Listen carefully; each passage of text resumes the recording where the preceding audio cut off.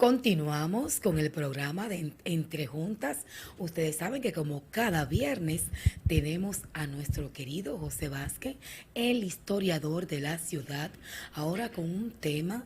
Recuerden que hoy es el natalicio, hoy es día de Ramón Matías Mella y nos trae este tema interesante para cada televidente que nos están escuchando y nos están viendo. Así que, mi querido José Vázquez, ¿cómo está? Buenos días, querida Ruth Müller.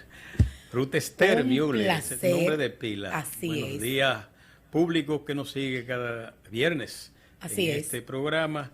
Hoy con un tema cardinal en el proceso de construcción de la nacionalidad dominicana, la Sí. soberanía, la independencia nacional. Sí. De manera que hoy es un día grandioso, hoy es un día en el que la patria se llena de gloria, porque un día como hoy nace uno de sus mejores hijos, Ramón Matías Mella, o Matías Ramón Mella, dice que será su primer nombre, Matías Ramón Mella, y cumple 206 años de haber nacido. Nace un 25 de febrero de 1816 en Santo Domingo, en la calle conocida antes como Luna, hoy Sánchez.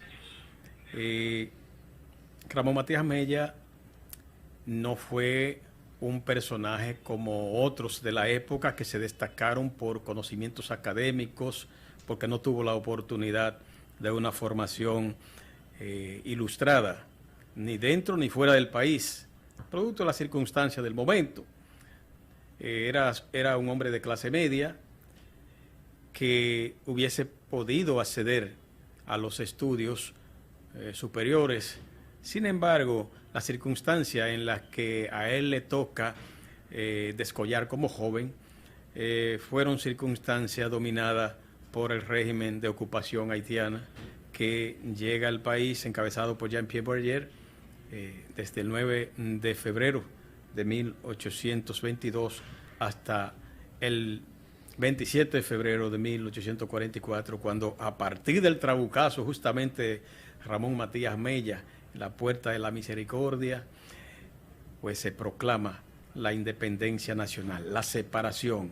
A partir de ahí se abre una ruta, se abre un camino hacia la consolidación de una nación totalmente diferenciada, como lo fue siempre en esencia de los pobladores del lado oeste, es decir, de lo que hoy es Haití.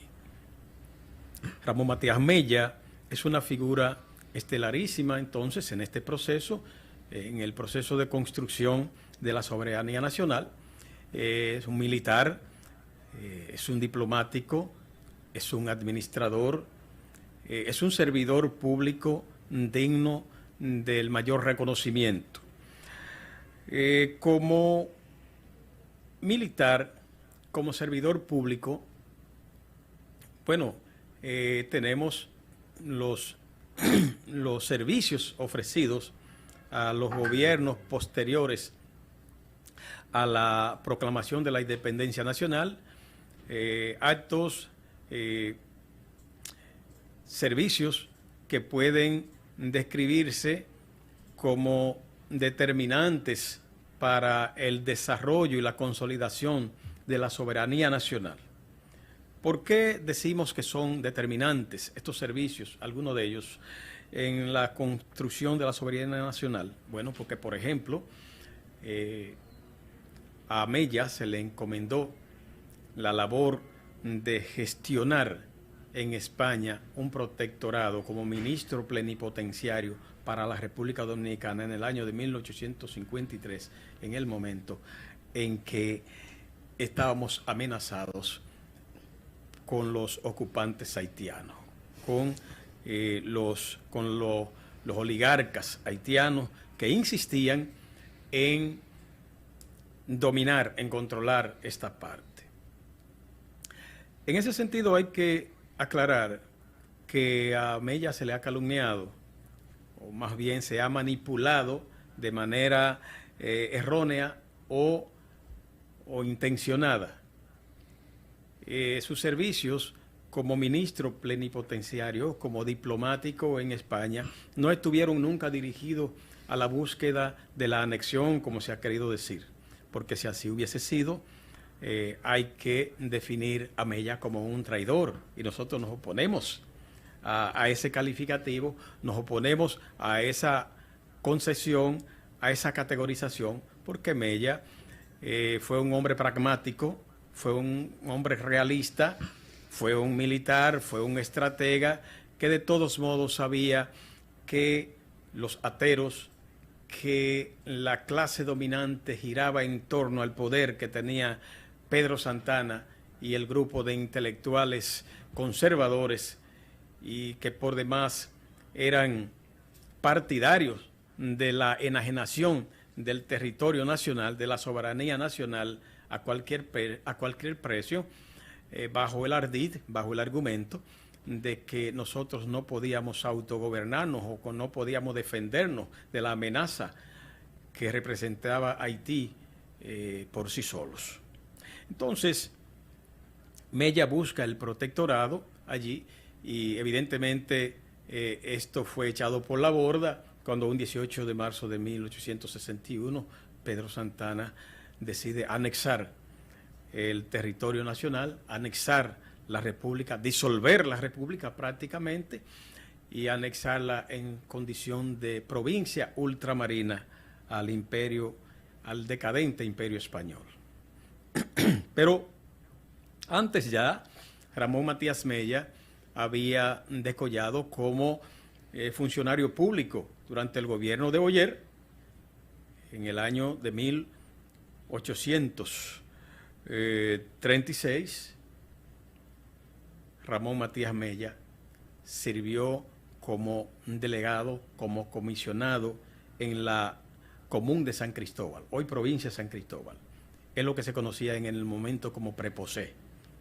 Preposé era la principal autoridad de la Común, la principal autoridad de la provincia, y tenía entonces a su cargo una serie de responsabilidades administrativas y de supervisión de la buena marcha de los servicios y de las actividades económicas, políticas, sociales, administrativas en esta comunidad, que le dieron el perfil que acrisolaría más adelante durante el gobierno de la Junta Central Gubernativa, como militar, como jefe de la Comandancia de Santo Domingo, y también como secretario particular de Pedro Santana. Hay que decir la verdad histórica, porque si ocultamos los hechos históricos, los datos históricos, entonces nosotros estamos haciendo un servicio ficticio, estamos falsificando la historia. Sí, Ramón Matías Mella fue secretario particular de Pedro Santana. Pero ¿qué significa el hecho de que él jugara este rol? Bueno, que era un hombre adaptado a la realidad, que era un hombre adaptado a las circunstancias, que era un hombre consciente de que la correlación de fuerza no le favorecía, y como político, como astuto estratega político militar, sabía que no estaba en condiciones de enfrentar a Pedro Santana, y asumiendo la máxima de que si no puedes vencer a tu enemigo, únete a él. Entonces Ramón Matías Mella me parece que obró en ese momento, en esa coyuntura, de manera muy sabia, de manera muy sensata y prudente, porque de lo contrario le hubiese pasado como le pasó a otros, que o fueron al paredón, fueron al patíbulo, o fueron al exilio o a la cárcel. Y él prefirió escurrirse como un hombre de visión, pragmático, consciente de que tenía que adaptarse a una realidad dominada por los ateros y por la clase tradicional que encabezaba Pedro Santana, para poder sobrevivir políticamente y hasta físicamente. Entonces, Ramón Matías Mella no solo se queda ahí.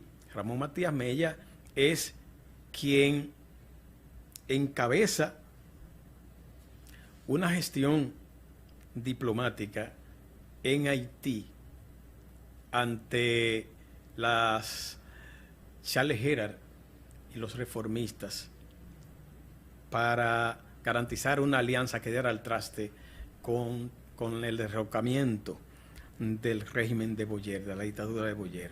Él fue el que gestó, él fue el que gestionó una alianza entre trinitarios y reformistas a la luz de una designación de Juan Pablo Duarte para que fuera como representante del partido, la Sociedad Secreta La Trinitaria, a gestionar este propósito, porque los haitianos por sí solos no podían o se les hacía difícil, y a los dominicanos por sí solos también nos resultaba difícil. Y hay un dato curioso en esto. Jerónimo de Borgelá, que era la autoridad principal en los Cayos, que era donde la rebelión en contra de Boyer tenía mayor auge, era el centro de la rebelión en contra de la dictadura de Boyer. Llega a la comunidad de los Cayos y se hospeda en la casa de Jerónimo de Borgelá, que era un representante del gobierno de Boyer. Entonces, se dirá que esto fue un acto de dudosa reputación, de dudosa lealtad, de dudosa fidelidad. No, todo lo contrario. Fue una expresión de astucia, de pericia, de sabiduría diplomática, el hecho de que a raíz de una relación de amistad que había entre Jerónimo de Borgelá, su familia y los familiares de Ramón Matías Mella, entonces él pudiese hospedarse en aquel lugar. Pero jamás Jerónimo de Borgelá sospechó que Ramón Matías Mella iba con el propósito de reunirse con sus contrarios, con sus adversarios, y que estaba gestionando el derrocamiento del régimen de Boyer. De ahí que Ramón Matías Mella es una figura paradigmática, es un modelo a seguir, tanto por el arrojo, tanto por su valentía, como por su sabiduría, su pericia, su astucia y su capacidad como estratega militar. Además, Ramón Matías Mella es el primer teórico, por así decirlo, en materia de guerra de guerrilla en la República Dominicana y probablemente en el Caribe. Ramón Matías Mella escribe el primer manual de guerra de guerrilla que se haya producido en el país. El primero que sirve de base, de orientación para llevar a cabo las luchas en contra del régimen de ocupación haitiano. Una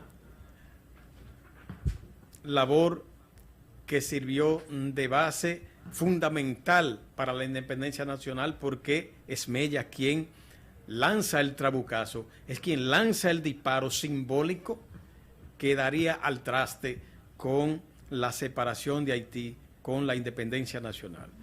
Entonces, Ramón Matías Mella,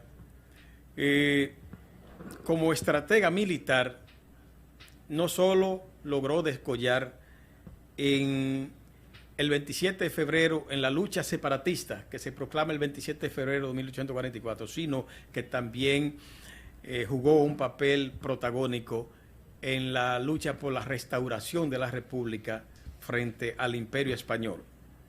La restauración de la República que se va a proclamar a raíz del Pacto del Carmelo el 11 de julio de 1865, a partir del cual las tropas españolas salen del país. Tuvo que contar con la participación decisiva de Ramón Matías Mella, entre otros, que en el Cibao jugó un papel de primer orden para arrinconar, para frenar, para detener el avance de las tropas españolas en contra de los restauradores. Entonces, Ramón Matías Mella es por mucho una figura modélica, es un paradigma ejemplar.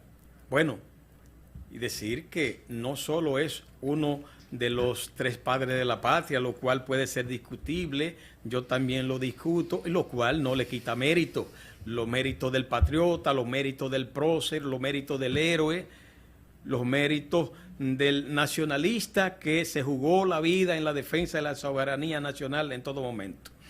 Y hay que destacar, Ruth y amables televidentes, que Ramón Matías Mella lo vemos a veces como una figura vieja, como una figura longeva, que lo hemos repetido tanto como uno de los tres padres de la patria y atribuimos muchas veces la paternidad a personas muy maduras, pero no.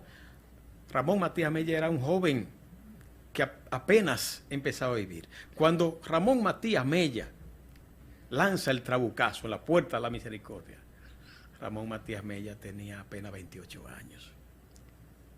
De manera que los muchachos de 20 y tantos años, que están llenos de energía, que tienen todo el potencial para invertirlo en la construcción de la patria, de la soberanía, de la civilidad, de la institucionalidad, de una ciudadanía responsable. Yo pienso que tienen en Ramón Matías Mella un ejemplo, un referente digno del mayor encomio. De modo que nosotros no invitamos necesariamente, si no es necesario, a los jóvenes a imitar tácitamente, ¿verdad?, a replicar la labor de Mella, porque no hay dos 27 de febrero. No. 1844 pertenece al periodo medio decimonónico, a la mitad del siglo XIX prácticamente. Y estamos en el siglo XXII, en el siglo XXI. Estamos en 2022, estamos hablando de 2 siglos después. Entonces, Ramón Matías Mella, casi 2 siglos después, ¿verdad? Ramón Matías Mella tiene que ser emulado, tiene que ser reconocido a partir del ejemplo, a partir del esfuerzo de nuestros jóvenes por la defensa de la dominicanidad sobre la base de una ciudadanía responsable en la que defendamos íntegramente tanto el territorio nacional, tanto nuestro ecosistema, tanto nuestros espacios ecológicos, nuestras zonas protegidas, como nuestros derechos civiles y colectivos. Así se hace patria. Así es que con esto terminamos la sesión de nuestro querido historiador de la ciudad, el licenciado José Vázquez, y exhortarle a todos los jóvenes, como él mismo acaba de decir, que debemos de construir mucho Ramón Matías Mella, mucho Claro Duarte, que sí, claro que sí. Tenemos que construir y transformar, porque es importante saber de la historia, de lo que lucharon por esta libertad que ahora podemos gozar, que ellos quizás no pudieron hacerlo. Así es. Así que con esto despedimos a José Vázquez, nuestro querido José Vázquez, y vamos a una ligera pausa. Muchas gracias. Y continuamos con la programación Entre Juntas.